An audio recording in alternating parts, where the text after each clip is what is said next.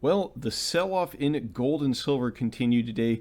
Gold now well under the $1,800 level, down over 2% in today's session, and silver stubbornly refusing to take out that $19 level, but closing just above that, down almost 4%.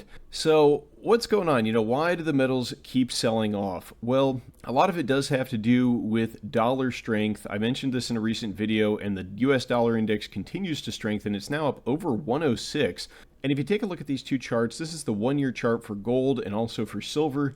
And you can see gold pretty much flat year over year, silver down pretty significantly from about 26 bucks to just over 19.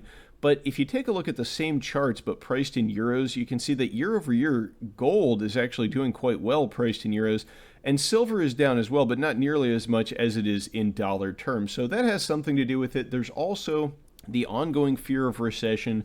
This is the GDP Now portion of the Atlanta Fed's website, where they recently posted their newest prediction on July 1st.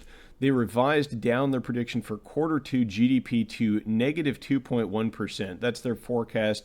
The actual number will be released on July 28th, so we will get to see then what the actual GDP numbers are. But even if the numbers that we get on July 28th are not as bad as what the Fed is forecasting here, if it's just a negative number at all, that'll mean that we are officially in a recession.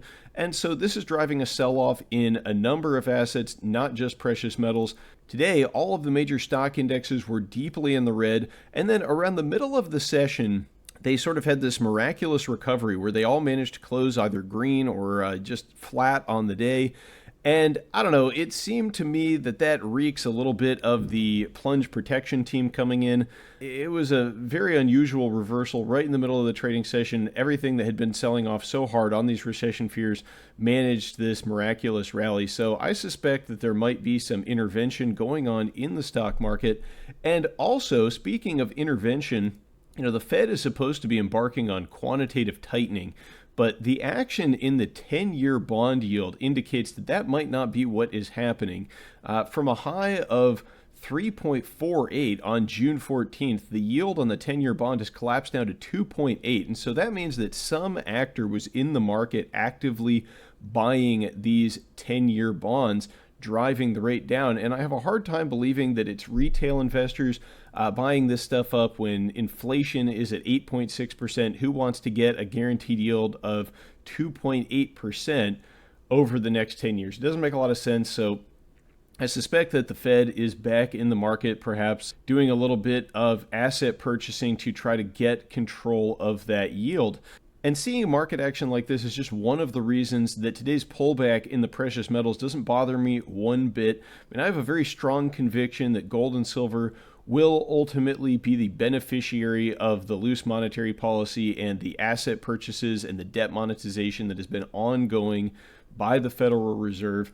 If you take a look at the national debt clock, there's still $30.5 trillion in debt. Now the debt to GDP ratio up to 129.68%. When you have the national debt increasing and then you have the GDP shrinking, that is going to cause the debt to GDP ratio to absolutely balloon.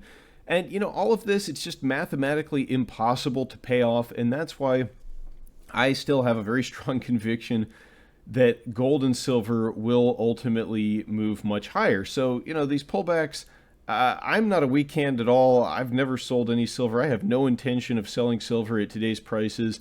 Although I do appreciate the discount that I'm able to get on bullion and also on some of the miners, ticker symbol AG, First Majestic Silver, one of the big silver miners.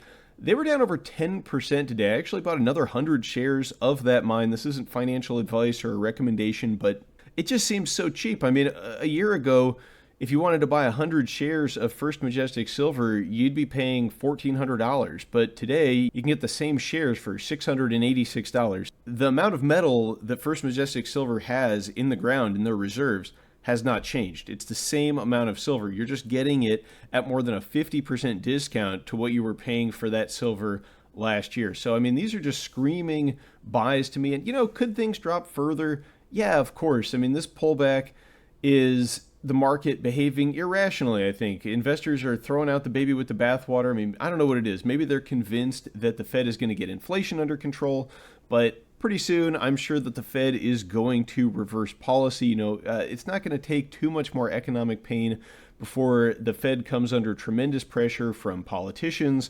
to reverse and stimulate and fight the recession that we are almost certainly headed into. And think about the state of the economy. We're heading into a recession, and the Fed has raised the interest rate by 1.5% so far. That's how fragile this economy is. It can't even withstand an interest rate of 1.5%. Under any normal or reasonable circumstances, an interest rate set at 1.5% would be considered extremely stimulative and extremely accommodative to an economy.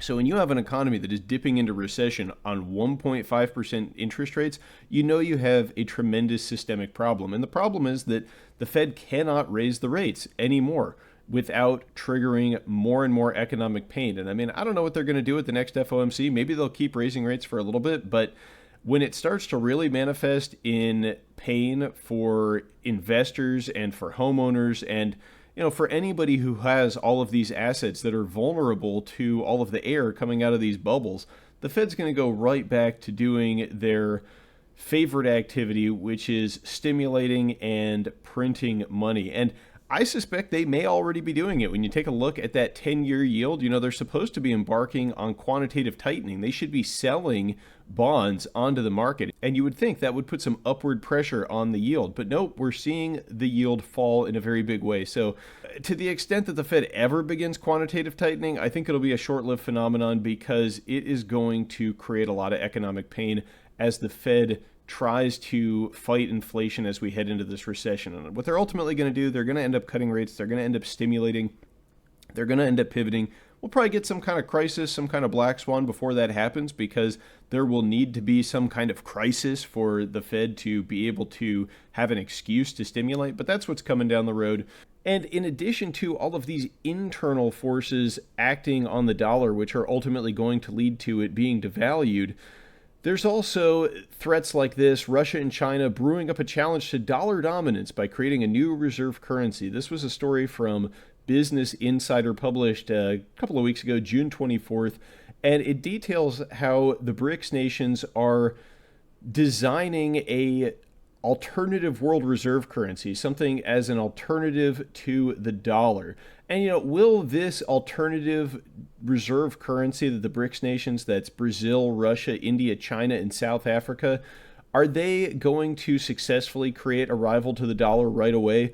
I don't know. I mean, this is certainly a long-term threat, though. When you look at those countries, the BRICS nations, I mean, they produce a tremendous amount of the world's resources. They have a tremendous amount of the world's population. So this is not an idle threat. This is a real threat to the dollar. And we're not doing the dollar any favors with our domestic policy. The government continues this massive deficit spending. The Fed continues to maintain a very accommodative monetary policy. And these combined forces, the external threats of de-dollarization and the internal threats of massive deficits and inflation, are going to combine to create a situation where precious metals are valued much more highly than they are today. So, thank you to everybody who is selling metal, although I doubt very much that there are too many investors out there selling physical metal to create this downturn. It's almost certainly all paper silver that is being sold. And when you see a big downturn like this, you got to realize that paper is what drives the spot price. The real price of physical metal is a somewhat different thing, and it derives its value from a paper derivative. So it's a very strange situation we have in the silver market at the moment, but that's okay. We know there's some manipulation there. We know the banks have been forced to pay hundreds of millions in fines for precious metal manipulation, but like Greg Manarino says, let them play their game and we'll play ours. If the metals are being manipulated lower, great. I'm a long-term stacker. Eventually, any price suppression will simply lead to shortages and massively higher prices. That's how market manipulation works. You can't suppress an asset forever and not expect you to run out of it, because you destroy the incentive to produce more of that material. You create scarcity by undervaluing an asset, and eventually something like silver one of the world's most useful industrial metals that gets consumed on a regular basis, if it's being manipulated down, it's eventually going to have to revert to the mean and shoot up in a big way. And, if it's just normal market forces, if this isn't manipulation, well, I think it's just the market getting it wrong. Investors think inflation is going to go away. They think a recession is going to take care of inflation. They think the Fed is going to fight inflation. And on both counts, I believe they're wrong because the numbers prove it. $30.5 trillion. You can't pay that off. You just can't. I mean, there's no way you can raise taxes enough and cut spending enough without creating tremendous political upheaval to pay that off.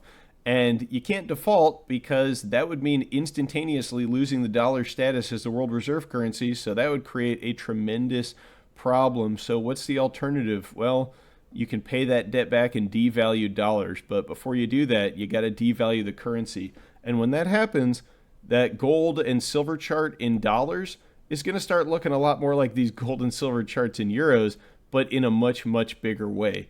Because fiat currencies, even if the dollar is the strongest one out of the bunch right now and it's the safe haven, it's just like the healthiest patient in a terminal ward. That's all it is. All these fiat currencies are doomed. Some are just a little bit more doomed than others at the moment because of geopolitical factors in Europe, massive inflation, massive debts in Japan. All of these other fiat currencies are being driven down faster than the dollar. It's a race to the bottom. Some of the foreign currencies might get there first, but eventually all the paper currencies are going to get to the bottom. And that's when you're going to be glad that you have gold and silver. So happy stacking, everyone. Let me know what you think in the comments down below, and I'll catch you next time. Smart Silver Stacker, out.